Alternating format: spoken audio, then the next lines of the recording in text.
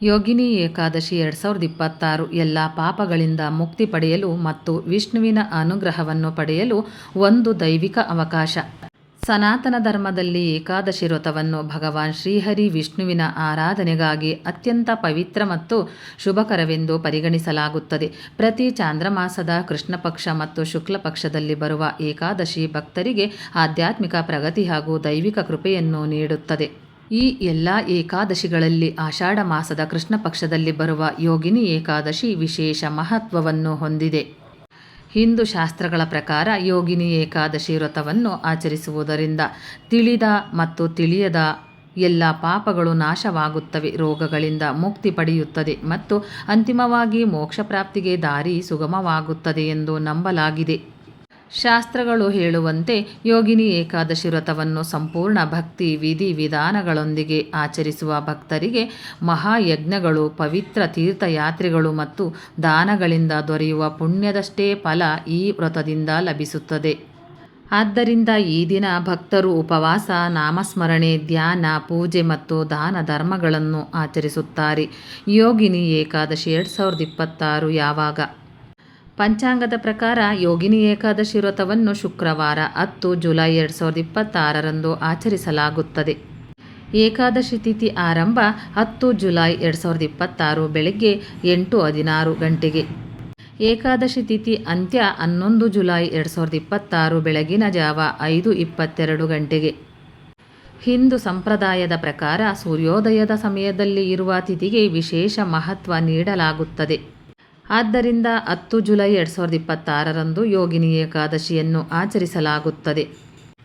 ಪಾರಣ ಸಮಯ ಮುಗಿಸುವ ಸಮಯ 11 ಜುಲೈ 2026 ಮಧ್ಯಾಹ್ನ 1:59 ಸಂಜೆ 4:37 ಯೋಗಿನಿ ಏಕಾದಶಿಯ ಆಧ್ಯಾತ್ಮಿಕ ಮಹತ್ವ. ಬ್ರಹ್ಮ ವೈವರ್ತ ಪುರಾಣದಲ್ಲಿ ಯೋಗಿನಿ ಏಕಾದಶಿಯ ಮಹಿಮೆಯನ್ನು ವಿವರಿಸಲಾಗಿದೆ. ಈ ಏಕಾದಶಿಯು ಎಲ್ಲ ಪಾಪಗಳನ್ನು ನಾಶ ಮಾಡಿ ಅಪಾರ ಆಧ್ಯಾತ್ಮಿಕ ಪುಣ್ಯವನ್ನು ನೀಡುತ್ತದೆ ಎಂದು ಹೇಳಲಾಗಿದೆ. ಶಾಸ್ತ್ರಗಳ ಪ್ರಕಾರ 88,000 ಬ್ರಾಹ್ಮಣರಿಗೆ ಅನ್ನ ಸಂತರ್ಪಣೆ ಮಾಡಿದಷ್ಟು ಪುಣ್ಯ ಯೋಗಿನಿ ಏಕಾದಶಿ ವ್ರತವನ್ನು ಆಚರಿಸುವುದರಿಂದ ದೊರೆಯುತ್ತದೆ.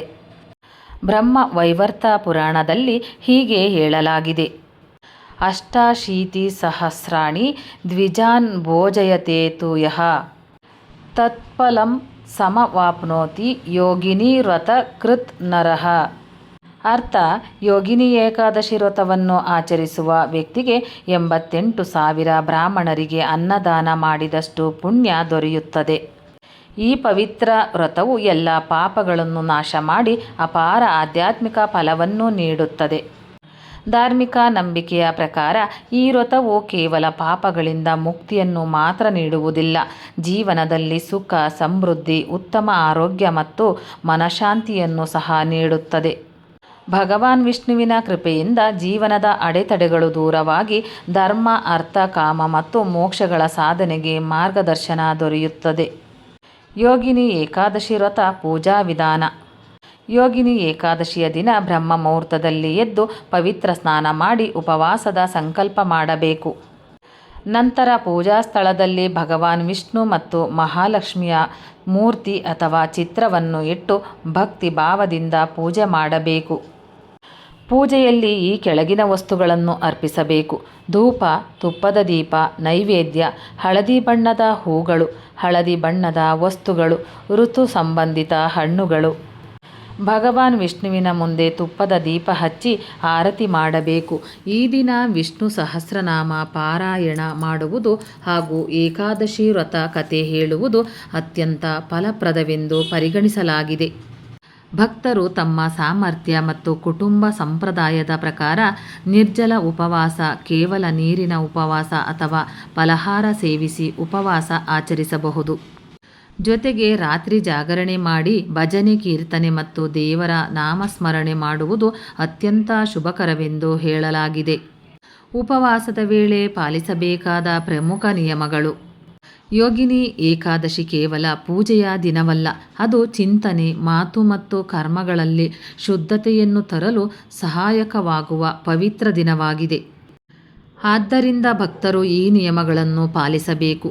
ತಾಮಸಿಕ ಆಹಾರ. ಮಾಂಸಾಹಾರ ಅಥವಾ ಅತಿಯಾಗಿ ಮಸಾಲೆ ಇರುವ ಆಹಾರ ಸೇವಿಸಬಾರದು.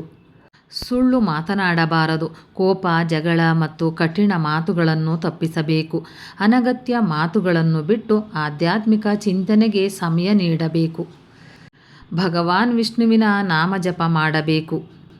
ಸಾಧ್ಯವಾದರೆ ರಾತ್ರಿ ಜಾಗರಣೆ ಮಾಡಿ ಭಕ್ತಿ ಮತ್ತು ಧ್ಯಾನದಲ್ಲಿ ಸಮಯ ಕಳೆಯಬೇಕು.